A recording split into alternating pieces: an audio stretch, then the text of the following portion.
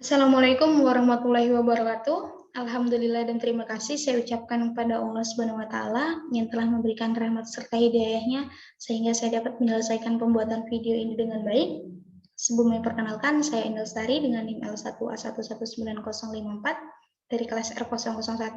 Saya merupakan mahasiswa dari program studi kehutanan Fakultas Pertanian Universitas Jambi angkatan 2019, yang dimana di sini kami ditugaskan oleh Bapak Dr. Fors Bambang Irawan SP MSIPU selaku dosen pengampu pada mata kuliah silvicultur. Pada kesempatan yang berbahagia ini, saya ataupun kami ditugaskan untuk menjelaskan ataupun memaparkan terkait topik pembahasan yaitu nursery atau pembibitan. Langkah awal maupun step awal sebelum kita melangkah lebih jauh yaitu perlu kita ketahui, perlu kita tanamkan pada pemikiran kita apa itu pembibitan. Segala kegiatan di bidang kehutanan tidak terlepas dari yang namanya pembibitan. Pembibitan atau pembibitan pohon adalah faktor penting untuk meraih kesuksesan di dalam intervensi pembangunan, baik itu di bidang kehutanan maupun di bidang pertanian. Pembibitan pohon adalah tempat yang dikelola dan dirancang untuk memproduksi bibit unggul atau bibit pohon yang dibesarkan di dalam kondisi baik sampai bibit-bibit ini siap ditanam pada lokasi yang telah ditentukan. Pembibitan pohon dapat berupa pembibitan tidak resmi yang skalanya kecil dan atau badan usaha komersial yang skalanya lebih besar. Pembibitan memiliki keragaman dalam hal ukuran, fasilitas, baik itu suplai, peralatan, dan perlengkapan, tipe bibit yang diproduksi, dan juga operasional. Pembibitan memiliki perbedaan yang begitu signifikan dalam hal kualitas maupun kuantitas, baik itu dari stok bahan utama atau bahan tanam yang diproduksi, dan juga lokasi yang akan ditanamkan. Namun, perlu kita pahami juga bahwasanya tujuan dari kegiatan pembibitan ini adalah memproduksi sejumlah bibit yang berkualitas tinggi yang cukup untuk memenuhi kebutuhan dari pengguna bibit tersebut. Hingga saat ini, bahwasanya kita ketahui produktivitas hutan alam sudah menurun sangat drastis sejalan dengan meningkatnya kegiatan eksploitasi secara terus-menerus untuk memenuhi permintaan akan kebutuhan kayu. Untuk mengatasi permasalahan tersebut, maka pembangunan hutan tanaman sebagai penghasil kayu untuk baik itu industri, pertukaran kayu, dan energi, serta lain-lainnya harus ditingkatkan dengan baik dengan penambahan luas wilayah hutan tanaman ataupun materi tanaman unggul hasil pemuliaan. Dengan menggunakan materi tanaman yang unggul melalui kegiatan pembibitan yang baik, insya Allah akan meningkatkan produktivitas yang mutu tegakan yang dihasilkan juga dengan baik. Perbanyakan tanaman merupakan serangkaian kegiatan yang diperlukan untuk penyediaan materi tanaman, baik untuk kegiatan penelitian maupun program penanaman secara luas. Penyediaan bibit yang memiliki karakter unggul, baik itu secara morfologi, fisiologi, dan genetik, akan sangat membantu keberhasilan tanaman yang akan dilakukan di lapangan. Kegiatan ini dapat dilakukan dengan cara generatif maupun vegetatif, dan informasi yang tepat terkait tentang perkecambahan dan pemeliharaan bibit sangat diperlukan dalam kegiatan produktivitas bibit unggul. Teknik perkembangbiakan vegetatif merupakan kegiatan cara untuk memproduksi bibit yang memiliki karakter unggul karena anakan yang dihasilkan memiliki duplikat dari induknya sehingga memiliki struktur genetik yang sama ataupun persis dengan induknya. Perbenihan tanaman merupakan segala sesuatu yang berkaitan dengan pembangunan sumber daya genetik, pemuliaan tanaman hutan, pengadaan dan pengedaran benih dan bibit dengan segala bentuk sertifikasi. Selanjutnya itu adalah pengadaan dan pengedaran benih dan bibit. Sesuai pengertian pada Peraturan Menteri Kehutanan Nomor 1 Tahun 2009 tentang penyelenggaraan dan perbenihan tanaman kehutanan, penyelenggaraan pembenihan tanaman di bidang kehutanan bertujuan untuk menjamin kelestarian sumber daya genetik tanaman hutan dan pemanfaatannya, serta menjamin tersedianya benih atau bibit tanaman hutan yang pemanfaatannya, serta menjamin tersedianya benih atau bibit tanaman hutan dengan mutu yang baik. Pengertian benih tanaman adalah bahan tanaman yang berupa bahan generatif ataupun biji atau bahan generatif yang digunakan untuk mengkembangbiakan tanaman hutan. Sedangkan bibit tanaman hutan adalah tumbuhan muda hasil perkembangbiakan secara generatif ataupun secara vegetatif. Pengadaan dan pengedaran benih dan bibit. Pengadaan benih bertujuan untuk menyediakan benih bermutu dan jumlah yang cukup, serta pengadaan benih dilakukan melalui produksi benih yang berasal dari sumber benih. Sumber benih adalah suatu kegiatan di dalam kawasan hutan ataupun di luar kawasan hutan yang dikelola guna memproduksi benih berkualitas. Sumber benih dibedakan menurut kualitas genetik. Urutan kualitas genetik dimulai dari yang terendah, yaitu ada tegakan benih teridentifikasi, sampai dengan yang tertinggi, yaitu kebun benih pangkas. Urutan klasifikasi sumber benih secara lengkap itu sebagai berikut. Yang pertama itu adalah tegakan benih teridentifikasi, yang kedua ada tegakan benih terseleksi, yang ketiga ada areal produksi benih, yang keempat tegakan benih provenan, yang kelima yaitu adalah kebun benih semai, yang keenam ada kebun benih kelon, dan yang terakhir itu adalah kebun benih pangkas. Untuk terjaminnya pelaksanaan tata usaha benih dan bibit diselenggarakan pengawasan pengedaran benih dan bibit. Pengawasan peredaran benih dan bibit dilakukan oleh pengawas benih pada tanaman kehutanan. Pengawas benih tanaman hutan memiliki tugas diantaranya yaitu melakukan pengawasan terhadap proses pengunduhan atau pengumpulan benih yang berada di wilayahnya. Yang kedua yaitu melakukan pengawasan terhadap peredaran benih dan bibit yang diproduksi di wilayahnya atau digunakan di wilayah lain. Yang terakhir yaitu melaporkan hasil pengawasan kepada Balai Perbenihan di bidang kehutanan. Kebanyakan pembibitan industri memproduksi bibit untuk kegiatan perkebunan pohon yang dilakukan oleh perusahaan kehutanan. Bibit juga dapat didistribusikan ke masyarakat atau petani penerima kontrak yang mendirikan areal perkebunan tambahan. Kadang-kadang bibit juga disebarluaskan ke masyarakat ataupun organisasi-organisasi untuk kepentingan hubungan masyarakat dari perusahaan. Pembibitan industri bersifat komersial dan memproduksi bibit terutama untuk penjualan di pasar. 4 tipe untuk utama pembibitan. Yang pertama itu adalah pembibitan institusional, yang kedua ada pembibitan proyek, yang ketiga ada pembibitan kelompok, yang keempat ada pembibitan individu ataupun individual, yang akan saya jelaskan dari awal. Pembibitan institusional. Bahwasanya perlu kita ketahui, pembibitan pemerintah didirikan dan dioperasikan oleh badan pemerintahan nasional dan lokal untuk mendukung program-program reforestasi dan penanaman pohon masyarakat. Operasi yang dilakukan oleh pemerintah ini pada umumnya melibatkan seluruh lingkup masyarakat yang pada umumnya melibatkan area yang luas dan operasi berskala besar dengan kapasitas produksi berdasarkan target yang telah ditetapkan oleh pemerintah itu sendiri. Unit pemerintahan lain atau masyarakat juga bekerja sama dengan pembibitan untuk memproduksi bibit dalam rangka pemenuhan kebutuhan nasional dan lokal. Dalam tahun-tahun belakangan ini, desentralisasi pemerintahan di banyak negara menyebabkan terjadinya pendelegasian atau pembibitan jenis pohon atau pengelolaan lokal, di mana pembibitan pemerintah menjalankan operasi kultivasi antar bibit pembibitan yang tidak terlalu intensif dan memiliki lebih sedikit pelengkap sumber daya manusia jika dibandingkan dengan pembibitan industri. Walaupun ada pengecualian tersebut, hanya ada sedikit penekanan mengenai kualitas bibit yang diproduksi di pembibitan pemerintah. Proses produksi bibit tidak digerakkan oleh pasar, tetapi lebih karena permintaan dari organisasi pemerintah atau komponen masyarakat setempat. Pembibitan proyek, yang selanjutnya itu adalah pembibitan proyek yang diarahkan untuk reforestasi dan penanaman pohon masyarakat untuk mendukung pembangunan pedesaan berkelanjutan dan peningkatan mata pencarian masyarakat setempat. Pembibitan ini mengimplementasikan kegiatan pelatihan untuk memperkuat teknis dan kepemimpinan diperlukan oleh masyarakat untuk membangun sistem pembibitan dan pertanian pohon. Pembibitan proyek adalah pembibitan yang didirikan dan dikelola oleh lembaga swadaya masyarakat atau LSM atau organisasi pembangun.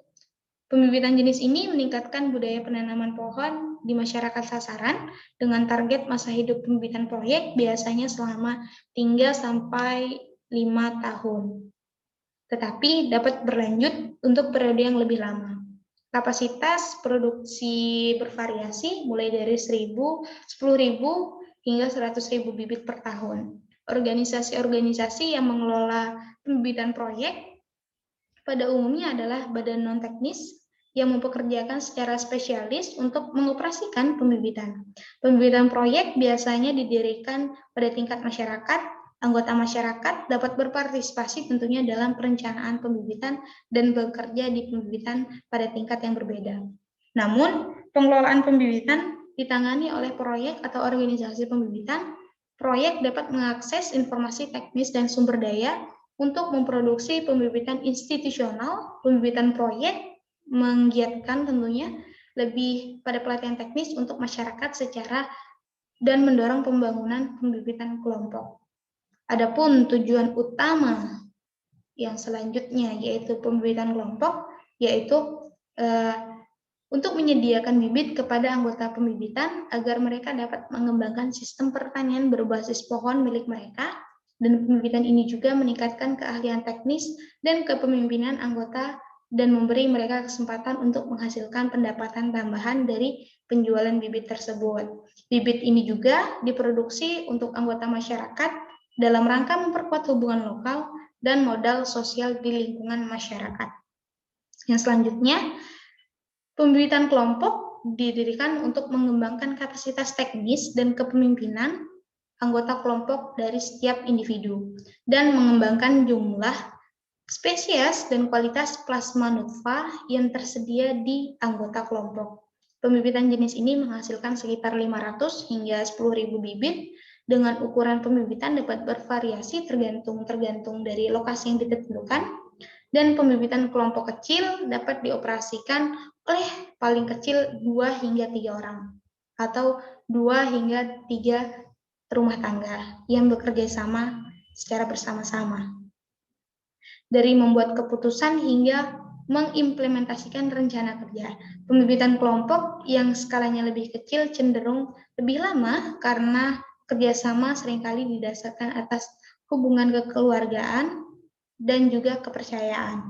Pembibitan kelompok yang lebih besar cenderung berhenti beroperasi ketika tujuan-tujuan mereka telah sampai atau telah tercapai, atau dukungan eksternal telah berhenti. Yang selanjutnya itu adalah pembibitan individual, di mana biasanya didirikan untuk memenuhi kebutuhan pribadi atau bibit pohon keluarga. Pembibitan ini juga memberikan pendapatan lewat penjualan bibit, sama halnya dengan pembibitan kelompok. Bibit dapat diproduksi untuk anggota masyarakat dalam rangka memperkuat hubungan lokal dan modal sosial di tingkat masyarakat. Pembibitan individual dikenal sebagai pembibitan rumah tangga atau pembibitan pekarangan rumah yang pada umumnya didirikan dan dikelola oleh petani perseorang atau keluarga mereka pribadi. Pembibitan ini biasanya didirikan untuk memproduksi bibit-bibit untuk tanaman di lahan pertanian milik petani atau milik pribadi dengan lokasi penanaman berada di sekitar tanaman ataupun pengarangan rumah. Ada beragam ukuran kapasitas produksi dan tingkat kecanggihan teknologi pengelolaan. Dari beberapa bibit tanaman pot, daur ulang, hingga pembibitan berpagar dengan kapasitas beberapa ratus benih, hingga 1.000 bibit tanaman di kantong-kantong polybag, dan pembibitan-pembibitan ini dapat didistribusikan tentunya di dalam masyarakat dan kadang-kadang memenuhi kebutuhan proyek penanaman pohon skala kecil. Meskipun berukuran terbatas, pembibitan individual seringkali memproduksi beragam atau bermacam ragam spesies pohon yang mereka kembangkan. Yang selanjutnya itu adalah macam-macam pembibitan. Yang pertama itu adalah pembibitan sementara dan juga pembibitan permanen. Pembibitan sementara merupakan pembibitan yang pada umumnya tidak terlalu luas dan hanya digunakan 1-3 tahun, yang letaknya disesuaikan dengan lokasi penanaman dan bahan bangunan yang digunakan itu relatif lebih sederhana. Adapun keuntungan dari pembibitan sementara itu sendiri, yaitu yang pertama, kesuburan tanah relatif masih baik. Yang kedua, biaya penggunaan atau biaya pengangkutan bibit lebih murah. Yang ketiga, kondisi lingkungan mirip antar lokasi pembibitan dengan penanaman.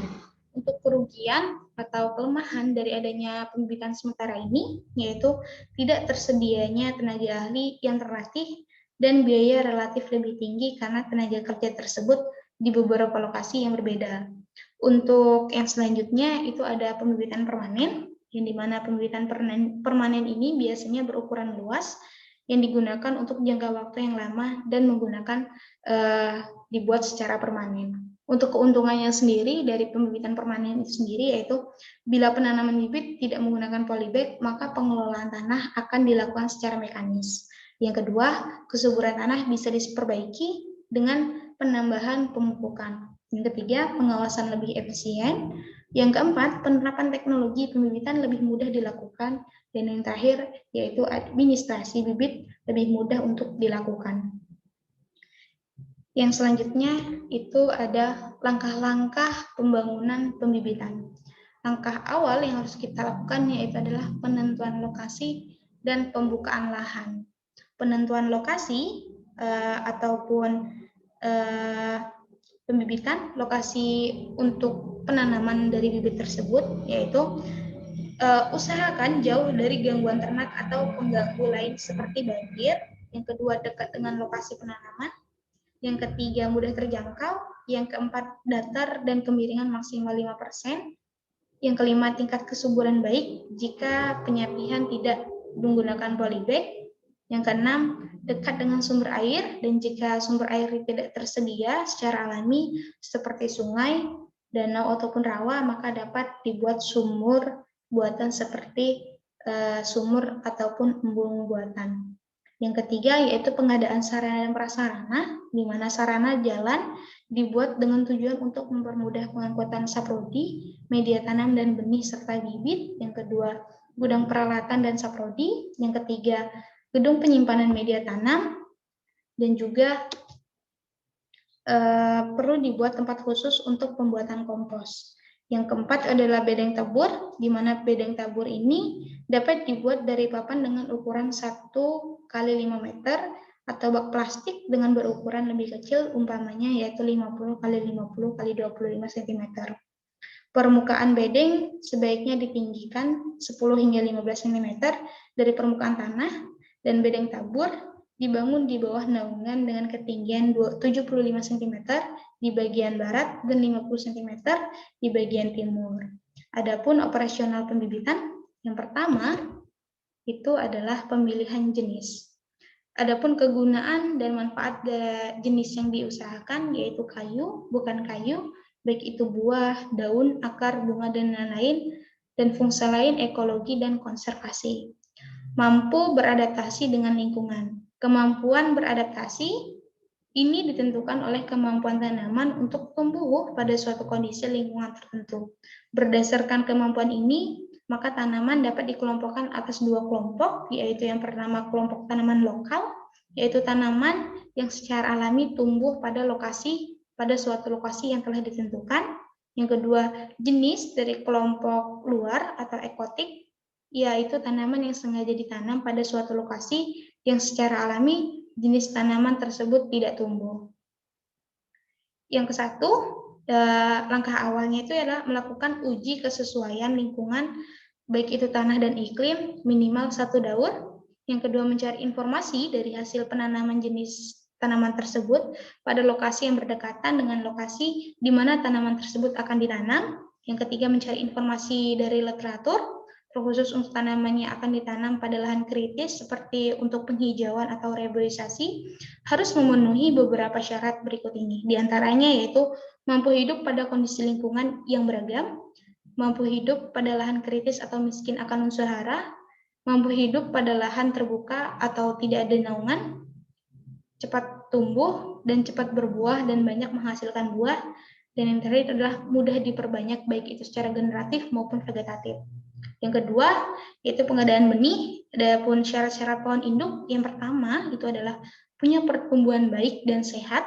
Yang kedua, mempunyai kualitas hasil yang baik. Yang ketiga, sudah dewasa ataupun matang. Yang keempat, pohon tunggal yang hidup terisolir. Yang kelima, menghasilkan buah dalam jumlah yang banyak. Pemanenan benih. Pemanenan benih atau benih harus dipanen pada saat benih sudah masak secara fisiologis. Buah yang telah masak biasanya ditandai dengan perubahan warna buah, misalnya dari hijau menjadi merah ataupun coklat. Untuk buah yang mudah pecah, maka pemanenannya harus dilakukan sebelum buah itu pecah. Dan umumnya pemanenan benih harus dilakukan dengan memanjat pohon atau menggunakan galah. Pengumpulan benih dari benih yang telah jatuh sebaiknya dihindarkan karena kemungkinan benih tersebut sudah cukup lama jatuh dan sudah diserang oleh serangga ataupun hama, dan sumber dari mana benih diperoleh itu harus dicatat sebagai keterangan yang akan kita miliki. Yang selanjutnya itu adalah penanganan benih. Merupakan proses penanganan benih terdiri dari ekstrasi, yaitu tindakan mengeluarkan benih dari buah dan memisahkan dengan bagian yang lain. Cara ekstrasi berbeda dengan tergantung pada jenis buah dan benihnya. Sebelum ekstrasi, biasanya buah dijemur dahulu di bawah panas matahari 3-5 hari. Setelah ekstrasi, benih disortir atau dipilih dan dipisahkan dari kotoran, dan benih yang baik dipilih untuk dijadikan perbanyakan. Yang selanjutnya itu ada penyimpanan benih. Karena perbedaan waktu atau ketersediaan benih dengan waktu penyemaian, maka biasanya benih harus terlebih dahulu disimpan, tetapi tidak semua benih bisa disimpan lama. Benih yang tidak tahan lama disimpan seperti damar, agathis sp, atau kelompok marantisora sp, dan mahoni sebaiknya dilangsungkan ditabur pada penyimpanan, tanpa penyimpanan. Sedangkan benih akasia, gemelina, dan sengon dapat diperlakukan benih secara umum. Perlakuan benih secara umum atau benih akan berkecambah jika benih kecambah dalam kondisi lingkungan yang sesuai, tetapi ada beberapa jenis benih yang memerlukan perlakuan khusus untuk memecahkan dormansi atau masa istirahat benih tersebut. Perlakuan dapat dilakukan secara sederhana. Yang pertama itu adalah cara mekanis, ya, di mana yaitu perlakuan benih dengan cara mekanis seperti dikikir atau diamplas. Cara ini digunakan untuk benih dengan cangkang atau kulit biji yang keras seperti benih kemiri dan kenari.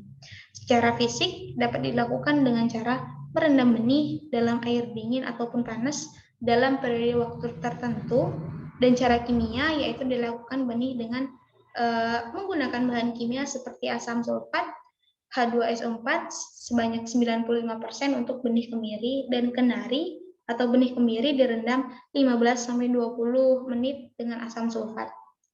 Yang selanjutnya itu ada penaburan benih. Penaburan benih bertujuan untuk memperoleh kecambah yang baik dan sehat tentunya.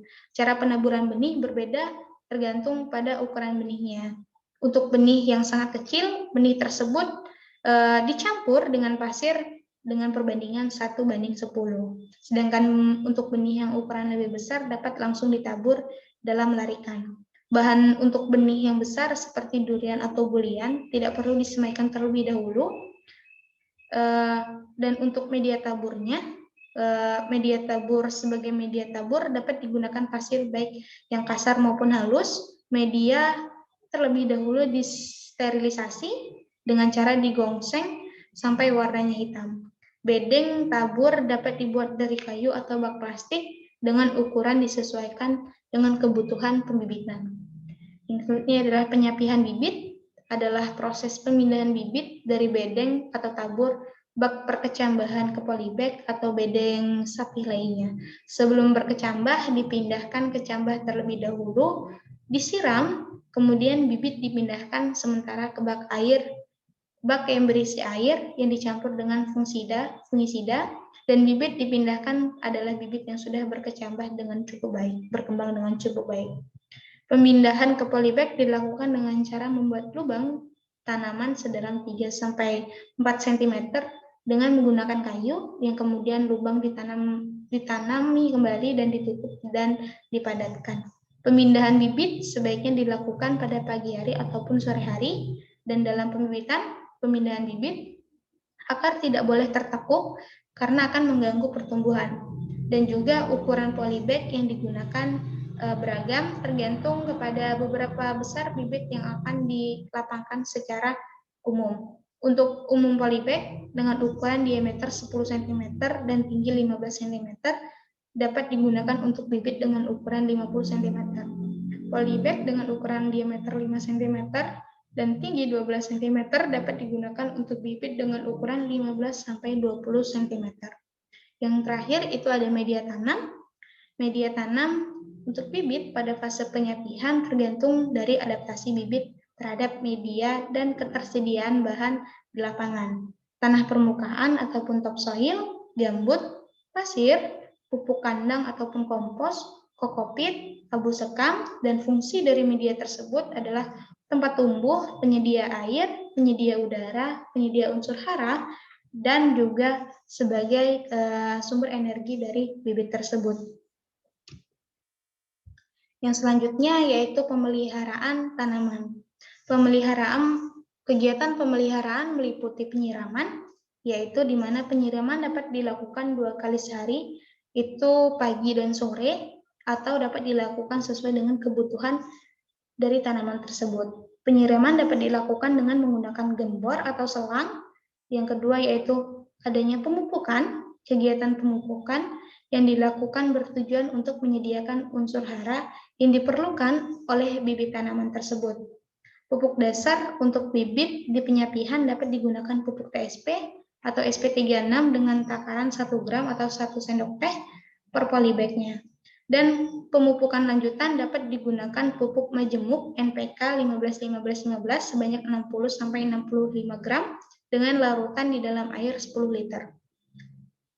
Selanjutnya yaitu pemupukan atau pupuk disemprotkan dan disiramkan pada bibit yang berumur minimal 1 bulan di penyapihan.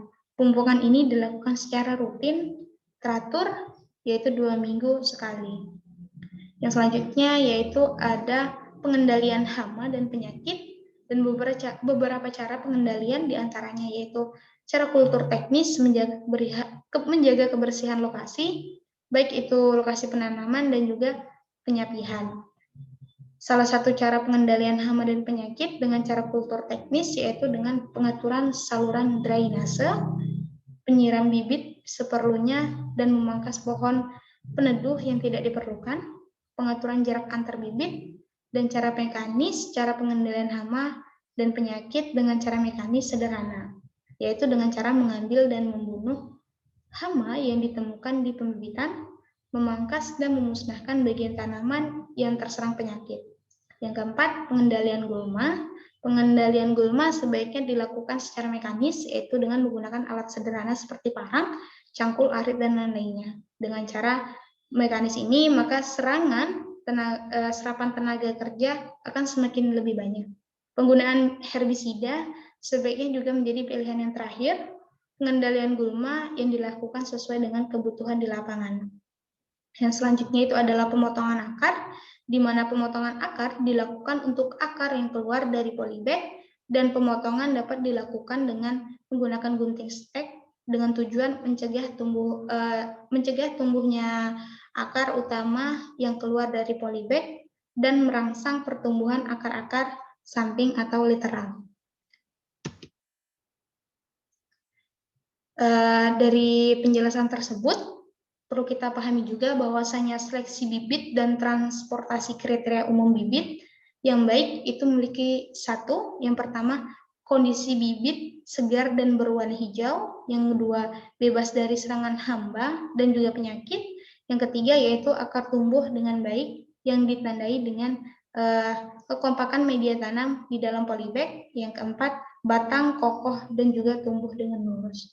Demikian tadi penjelasan saya, semoga dapat membantu. Saya akhiri, wabillahi taufiq wal hidayah. Wassalamualaikum warahmatullahi wabarakatuh.